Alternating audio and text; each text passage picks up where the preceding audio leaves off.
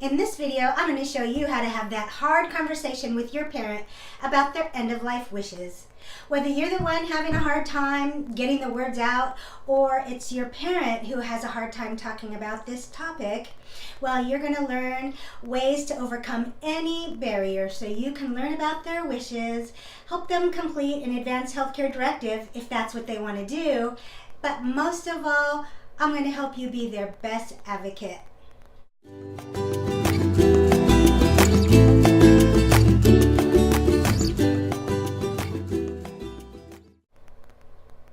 Hi there, it's Sophia, mom, wife, caregiver, and geriatric social worker.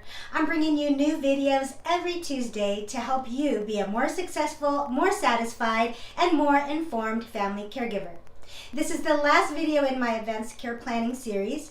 The previous videos taught you all about advanced healthcare directives and provided the facts about the most common decisions that need to be made about CPR, mechanical ventilation, and artificial nutrition.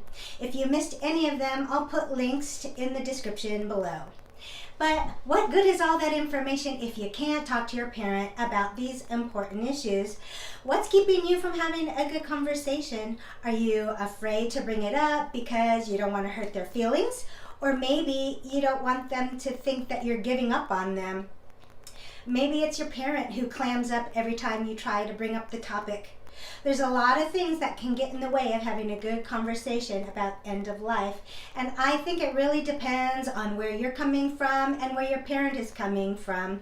So I'm going to give you some tips and strategies on how to start this conversation. But first, let me show you how I'm going to break it down.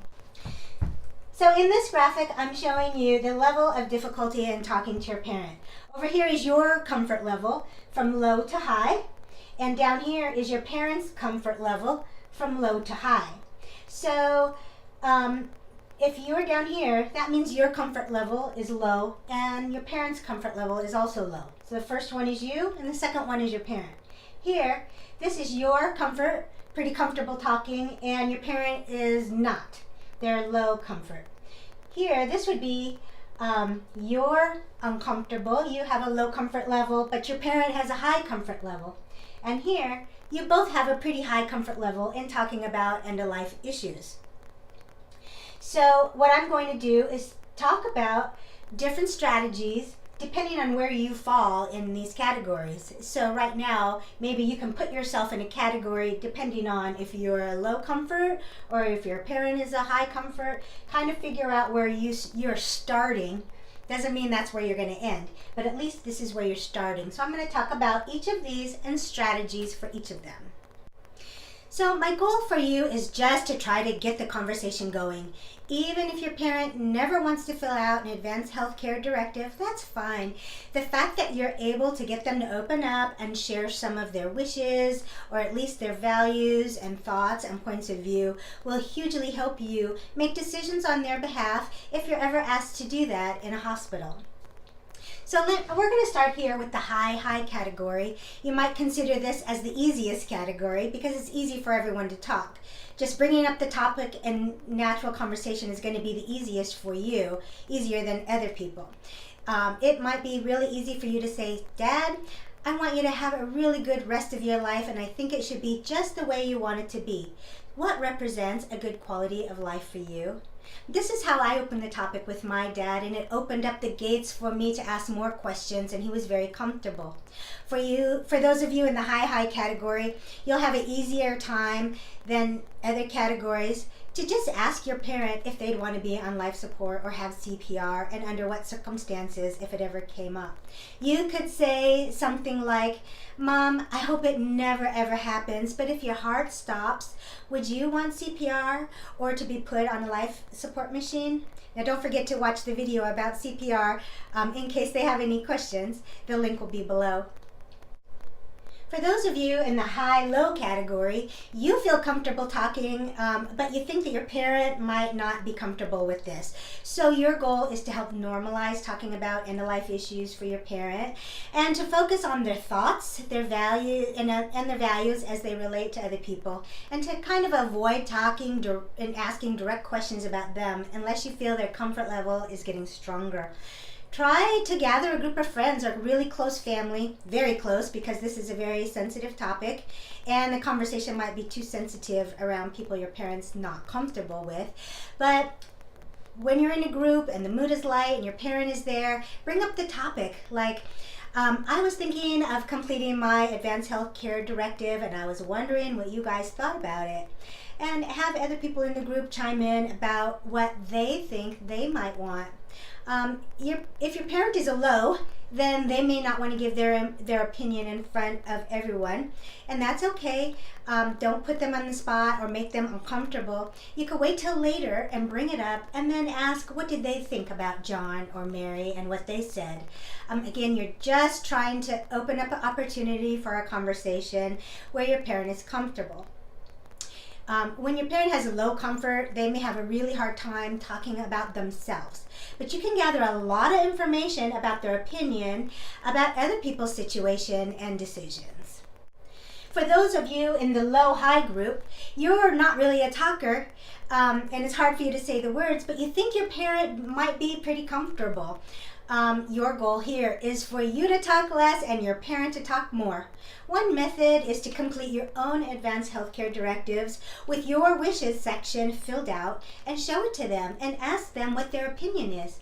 Now, you're not trying to get them to agree with you, but listen carefully to what they say in order to get an idea about how they feel about end-of-life choices for themselves. If they oppose what you put down, it's okay, don't get upset. Just ask them why and ask them what they would want for themselves. If they are high level comfort, they're going to likely provide you with a lot of information. Your goal, again, is just to start a conversation and let them do the talking.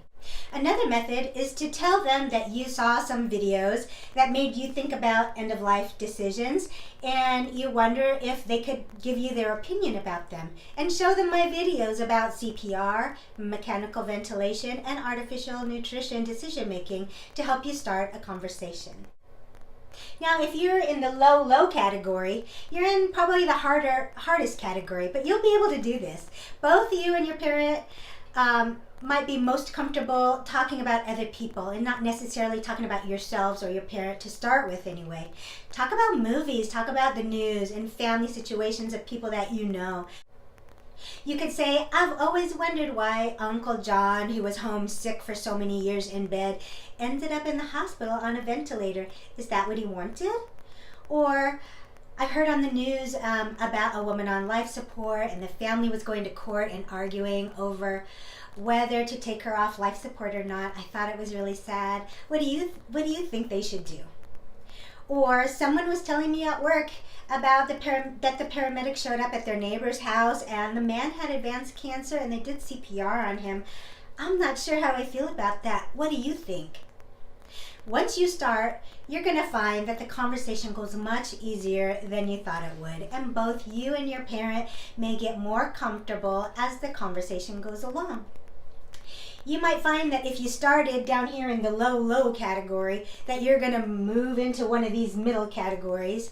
And if you started in the middle, you might find that you graduate to the high category and that this is really an easy topic.